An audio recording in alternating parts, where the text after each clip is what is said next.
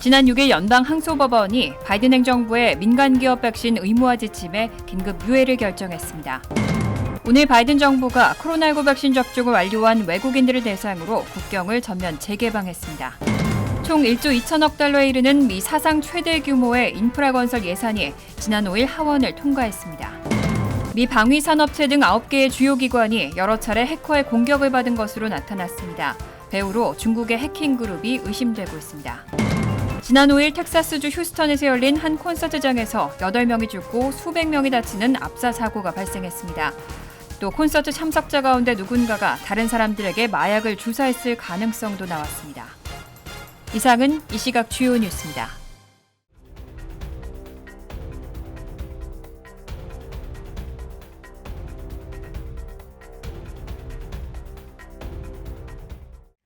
시청자 여러분 안녕하십니까? KBN 뉴스입니다. 바이든 행정부가 100인 이상 민간 기업을 대상으로도 코로나19 백신 접종 의무화 지침을 내렸죠. 그런데 지난 6일 연방 항소법원이 이 지침에 긴급 유예를 결정했습니다. 11개 주 법무장관도 별도의 소송을 제기한 상태입니다. 지난 6일 제5연방 항소법원은 100인 이상 민간 기업의 백신 접종 의무화 등을 강요한 지침에 대해 긴급 유예를 결정했습니다. 법원은 이 지침이 중대한 법적 및 헌법적 문제가 있다고 믿어야 할 이유가 있다고 판시했습니다. 앞서 노동부는 지난 4일 100인 이상 사업장에 대한 코로나19 백신 접종 의무화 정책을 발표했습니다. 지침에 따르면 고용주는 근로자의 백신 접종 시간을 보장해야 하고 백신 미접종자는 최소 주 1회 코로나19 검사를 받아야 합니다. 이행하지 않을 경우 건당 13,600달러에 상당하는 벌금을 부과받게 됩니다. 노동부 산하 직업안전보건청이 이 조치를 담당하게 되고 사실상 2022년 1월 4일까지 8,400만 명의 노동자에게 적용됩니다. 하지만 공화당이 장악한 주에선 이번 지침이 과도하다며 강력 반발하고 있습니다. 텍사스, 사우스캐롤라이나, 루이지애나, 미시시피, 유타주와 일부 민간 기업들은 지난 5일 법원에 진정을 냈고 같은 날 11개 주 법무장관도 미주리주 연방법원에 이 정책에 반대하는 내용의 별도 소송을 제기한 상태입니다. 오늘 바이든 정부가 코로나19 백신 접종을 완료한 외국인들을 대상으로 국경을 전면 재개방했습니다.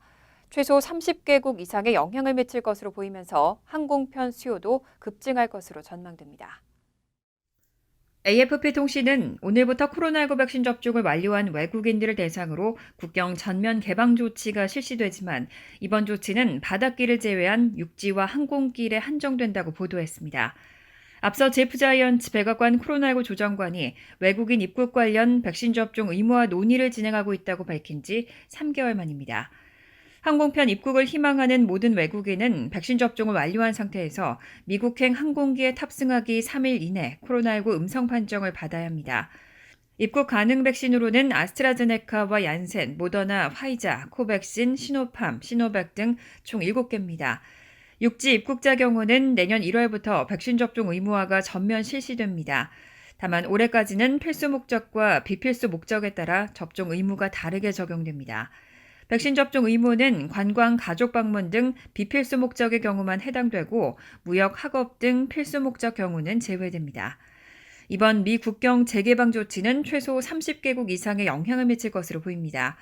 앞서 바이든 행정부는 지난해 3월부터 유럽연합과 영국, 중국, 인도, 브라질을 비롯해 접경국인 캐나다, 멕시코 등의 국경 봉쇄를 실시해왔습니다.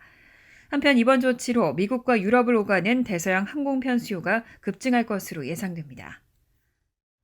코로나19 델타 변이가 유럽 지역에서 재확산 조짐을 보이고 있습니다. 어느덧 전 세계 누적 확진자 수는 2억 5천만 명을 넘었는데요. 그래도 일각에서는 조심스럽게 이르면 올해 말부터는 코로나19를 통제할 수 있을 거란 전망을 내놓고 있습니다. 어제 로이터 통신에 따르면 지난 3개월간 일평균 신규 코로나19 확진자 수는 약 36% 감소했지만 여전히 90일마다 5천만 명의 확진자가 새롭게 등장하고 있습니다.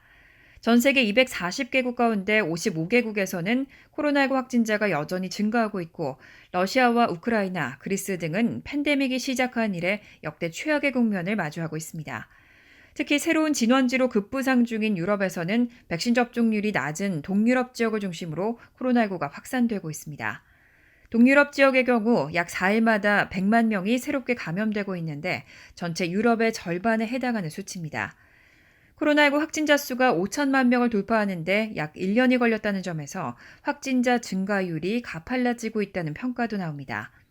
그럼에도 불구하고 일부 전문가들은 다가오는 겨울철을 앞두고 상황을 예의주시하면서 이르면 올겨울 세계가 코로나19를 통제하게 될 수도 있다고 기대하고 있습니다. 제약사인 화이자의 팍스로비드와 머크의 몰누피라비르 등 코로나19 경구용 치료제가 팬데믹의 판도를 바꿀 게임 체인저로 부상하고 있기 때문입니다. 세계보건기구의 마리아 판케르호버 신흥질병팀장은 지금부터 내년 말까지는 코로나19에 대한 통제권을 갖게 될 것으로 보인다면서 이 기간 동안 심각한 질병을 앓는 환자와 사망자를 상당 부분 줄일 수 있게 될 것이라고 전망했습니다. 총 1조 2천억 달러에 이르는 미 사상 최대 규모의 인프라 건설 예산이 지난 5일 하원을 통과했습니다. 이미 상원에서는 통과된 만큼 조만간 바이든 대통령의 법안 서명이 이뤄지면 곧바로 집행될 예정입니다. 지난 5일 하원에서 총 1조 2천억 달러에 이르는 미 사상 최대 규모의 인프라 건설 예산이 통과됐습니다. 같은 예산안은 이미 상원을 통과했기 때문에 바이든 대통령의 법안 서명만 남겨두고 있습니다. 뉴욕타임즈와 워싱턴 포스트, 월스트리트저널 등에 따르면 이 예산은 미국 전체의 도로와 교량, 수자원 공급시설, 인터넷 통신망 등 낙후된 인프라를 개선하거나 신규 건설하기 위한 것으로 수많은 공공 일자리를 창출할 수 있을 것으로 보입니다. 이 법안은 바이든 대통령이 취임 초부터 총력을 다해 추진해왔던 것으로 당초 예산안에는 공공의료보험 시스템을 개선하는 내용의 복지 예산과 친환경 관련 예산 등 무상 복지 논쟁 예산도 포함되어 있었지만 공화당의 강력한 반대로 수개월 동안 의회 문턱을 넘지 못했습니다. 이에 바이든 행정부는 공화당 지도부와의 협상에 나서 상원에서 복지 예산을 삭감한 순수 인프라 예산안만 통과시켜 하원에 보낸다는 데 합의해 입법을 마무리 지었습니다. 집권 이후 계속 공화당과 엇박자만 내던 바이든 행정부와 민주당 지도부가 이처럼 전격 합의에 이른 것은 지난주 치러진 버지니아 주지사 선거 참패와 예상 밖의 접전이었던 뉴저지 주지사 선거에서 유권자들이 민주당에 낙절점 평가를 내렸기 때문이라는 분석이 나왔습니다. 바이든 행정부가 급하게 민심 달래기에 나섰다는 해석입니다. 이런 가운데 바이든 대통령의 지지율은 또 역대 최저치를 기록했습니다. 지난 9월 20일 발표된 같은 조사 때 43%였던 지지율은 37.8%로 떨어졌습니다.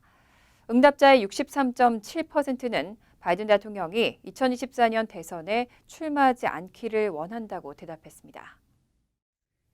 USA 투데이와 서퍽대가 지난 3일부터 5일까지 미국인 1,000명을 대상으로 한 여론조사 결과에 따르면 바이든 대통령의 직무 수행을 지지한다는 응답은 37.8%로 집계됐습니다. 그렇지 않다는 응답은 59%에 달했습니다. 앞서 9월 22일 발표된 같은 조사에서 바이든 대통령의 지지율은 43%였고 지난달 22일 발표된 갤럽 조사에선 42%였습니다.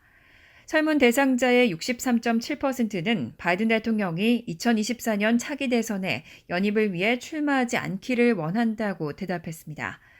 같은 조사에서 트럼프 전 대통령의 재출마를 반대하는 응답은 58.4%로 바이든 대통령보다 낮았습니다.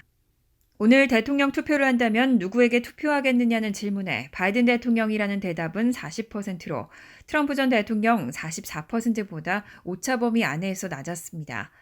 또 오늘 의회 선거를 한다면 어느 당 후보를 지지하겠느냐는 질문에도 야당인 공화당이 46%로 민주당 38%를 오차 범위 밖에서 앞섰습니다.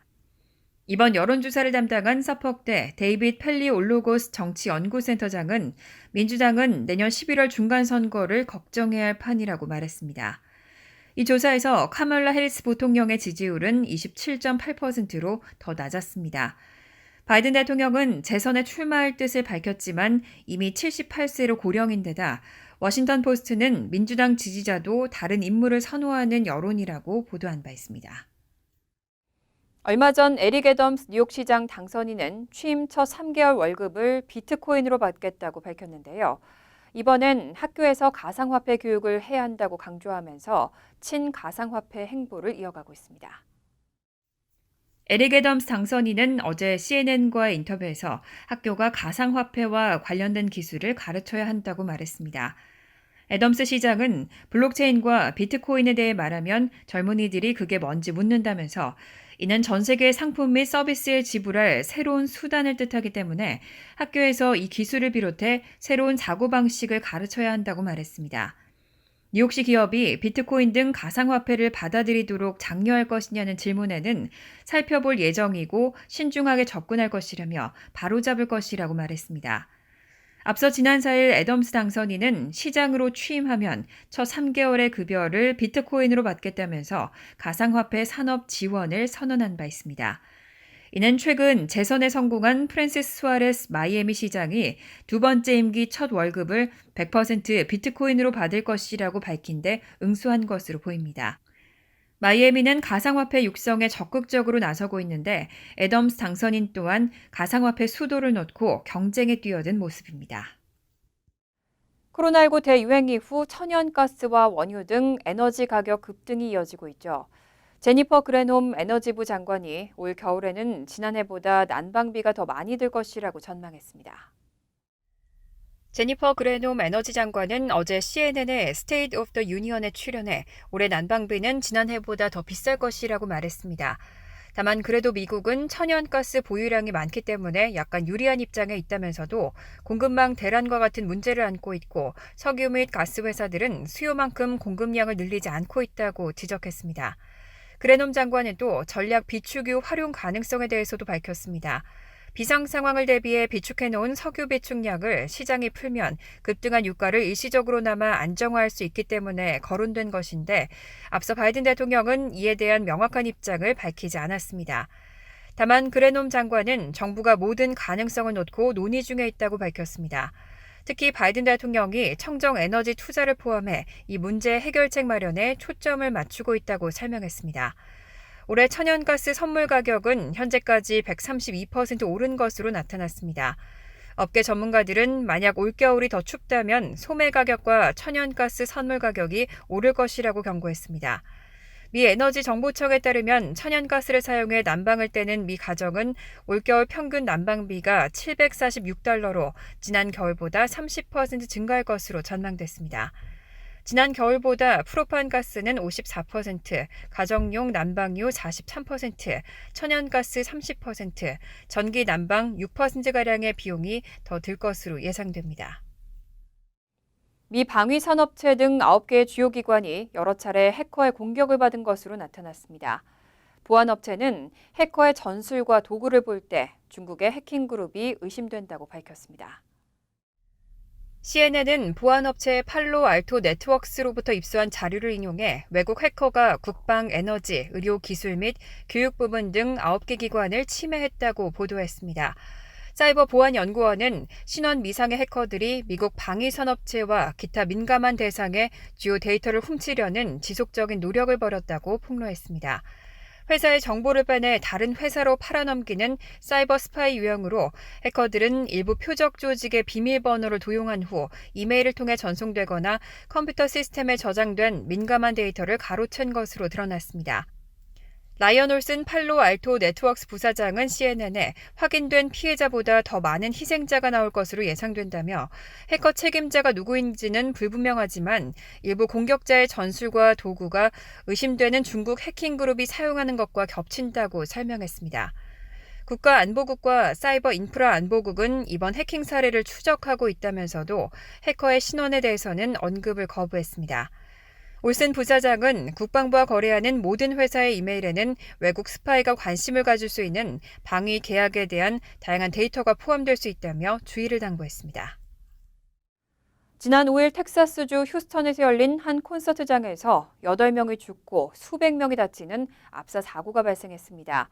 또 콘서트 참석자 가운데 누군가가 다른 사람들에게 마약을 주사했을 가능성도 나왔습니다. 살인 마약 범죄 수사관이 투입돼 수사를 진행하고 있습니다. 지난 5일 텍사스주 휴스턴에서 압사 사고가 발생했습니다. 스캇의 콘서트인 아스트로월드 뮤직 페스티벌에는 5만 명이 온집했고 흥분한 관객들이 무대 쪽으로 일시에 몰려들면서 사고가 발생한 겁니다. 이번 사고로 8명이 죽고 수백 명이 다쳤는데 폭스뉴스와 로이터 통신은 콘서트 참석자 가운데 누군가가 다른 사람에게 마약을 주사했을 가능성도 있다면서 수사당국이 살인 마약 범죄 수사관을 투입했다고 보도했습니다. 경찰에 따르면 콘서트장 보안요원 한 명은 사고 당시 현장을 통제하던 중 목이 따끔거리는 느낌을 받은 뒤 의식을 잃고 쓰러졌고 여러 관객도 비슷한 상황을 겪은 것으로 알려졌습니다. 이들은 마약류 해독제로 응급 처치를 받고 의식을 회복했습니다. 휴스턴 수사당국은 사고 당시 현장에서 마리화나 소지, 약물 중독, 불법 침입 혐의 등으로 25명을 체포했고 약물 과다 복용과 부상 등으로 300여 명은 현장에서 치료를 받기도 했습니다. 앞서 사고로 숨진 사람의 신원도 일부 밝혀졌습니다. 14살, 16살 휴스턴 고등학생을 비롯해 21살 대학생 등 사망자 8명 중 7명은 10대에서 20대였고 나머지 1명의 신원은 아직 확인되지 않았습니다. 휴스턴을 관할하는 해리스 카운티의 선출직 행정 책임자 리나 이달고는 이번 압사 사고에 대한 객관적이고 독립적인 조사를 요구했습니다. 경찰은 콘서트 주최 측을 상대로 안전규정 준수 여부에 대해서도 수사에 착수했습니다. 최근 미 항공사들은 인력 대란으로 대규모 결항 사태를 겪고 있는데요. 아메리칸 항공은 겨울 성수기 동안 인력 부족을 막기 위해서 직원들에게 인센티브도 제시했습니다. CNN 방송과 경제매체 CNBC는 어제 아메리칸 항공이 직원 대상으로 내놓은 내부 문건을 입수해 겨울 성수기 인력 부족을 막기 위해 항공사가 임금 인센티브를 제시했다고 보도했습니다. 보도에 따르면 항공사는 이달 23일에서 29일과 다음 달 22일에서 내년 1월 2일 사이 비행에 나서는 승무원에게 임금을 1.5배 지불합니다. 이에 더해 항공사는 이달 15일부터 내년 1월 2일까지 결근이 없다면 휴가철 성수기 동안 시간당 수당을 최대 3배까지 보장할 것이라고 밝혔습니다. 아메리칸 항공 최고 운영 책임자 데이빗 시모어는 해당 문건에서 고객과 직원 모두에게 확실성을 보장하기 위해 인력 관리와 일정 조율 등에 열중하고 있다면서 12월, 12월 고객 수요가 충족될 수 있게 그리고 우리 인력이 이를 충분히 지원할 수 있게 확실히 할 것이라고 밝혔습니다. 아메리칸 항공은 일요일인 지난달 31일 930편가량의 항공편을 취소하는 등 29일에서 31일 1,800편 이상의 항공편을 취소한 바 있습니다. 지난달 28일 아메리칸 항공의 본사가 있는 텍사스주 댈러스 포트워스 공항에서 강한 바람으로 항공기 착륙이 지연된 데다가 승무원들이 다음 근무지로 이동하지 못하게 되면서 연쇄적인 결항이 발생한 겁니다. 또 코로나19 사태로 항공사 직원 다수가 퇴사하거나 무급휴직에 들어간 탓에 대체 투입할 승무원이 부족한 것이 결항 규모를 키웠다는 분석도 나왔습니다. 간추린 소식입니다. 바이든 대통령이 다음 달 개최되는 첫 민주주의를 위한 정상회의에 한국을 초청할 방침으로 알려졌습니다. 바이든 대통령의 대선 공약이기도 한 민주주의를 위한 정상회의는 다음 달 9일부터 이틀간 화상 개최될 예정입니다. 바이든 대통령은 올해 비대면 회의에 이어 내년에는 대면 회의를 개최한다는 계획입니다. 백악관은 지난 8월 정상회의 개최 발표 당시 권위주의 방어, 부패와의 싸움, 인권 존중 증진 등 3가지 주요 주제에 대한 전념과 계획에 활력을 불어넣을 것이라고 설명했습니다. 포넬 브라운 컬럼비아 대학에 어제 폭탄을 설치했다는 협박 전화가 걸려와 캠퍼스마다 대피 소동이 벌어지고 경찰이 출동했습니다. 포넬 대학에서는 대학 경찰이 대학군의 4개 빌딩에 폭탄들이 설치됐다는 전화를 받고 캠퍼스 중심 지역에 경찰 금지선을 치고 대응에 들어갔습니다. 컬럼비아 대학 경찰도 대학군의 전체에 비상경보를 발령하고 오후 2시 30분께 폭탄 설치 협박 전화를 받은 사실을 공표했습니다.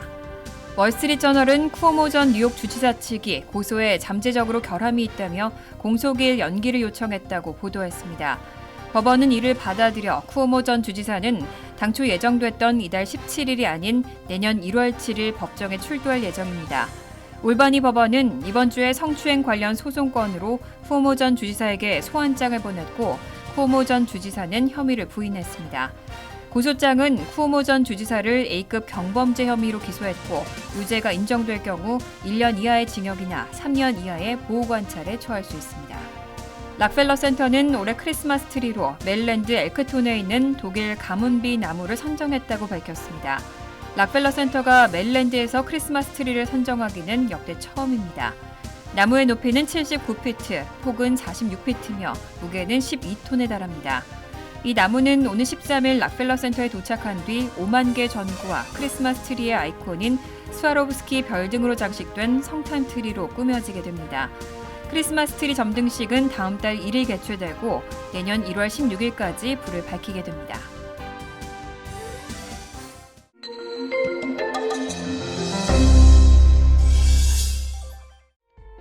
외교부가 후원하고 재외동포재단이 주최하는 2021 차세대 해외 입양동포 모국 방문 행사가 지난 6일부터 8일까지 3일간의 일정을 마치고 막을 내렸습니다.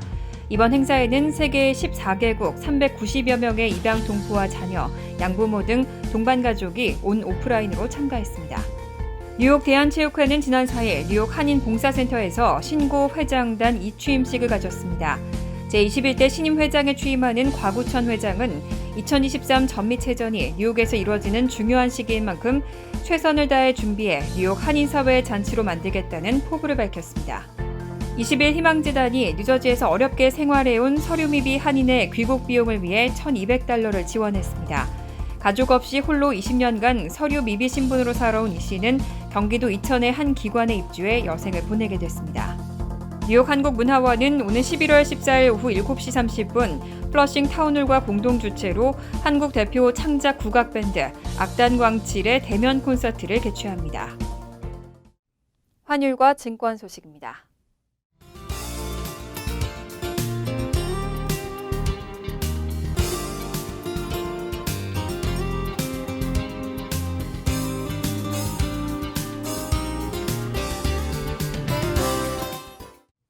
이어서 날씨입니다. 화요일은 화창하겠습니다. 낮 최고 기온은 64도, 섭씨 18도, 밤 최저 기온은 52도, 섭씨 11도로 예상됩니다.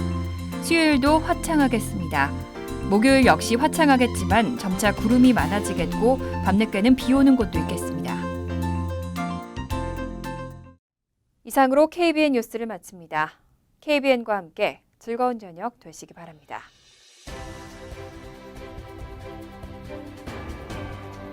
미 동부 최대 한인방송 KBN이 제작하는 KBN 뉴스는 웹사이트 mykbn.com 그리고 유튜브와 페이스북에서 다시 보실 수 있습니다. 좋아요, 구독, 알림 설정은 뉴스 제작에 큰 도움이 됩니다.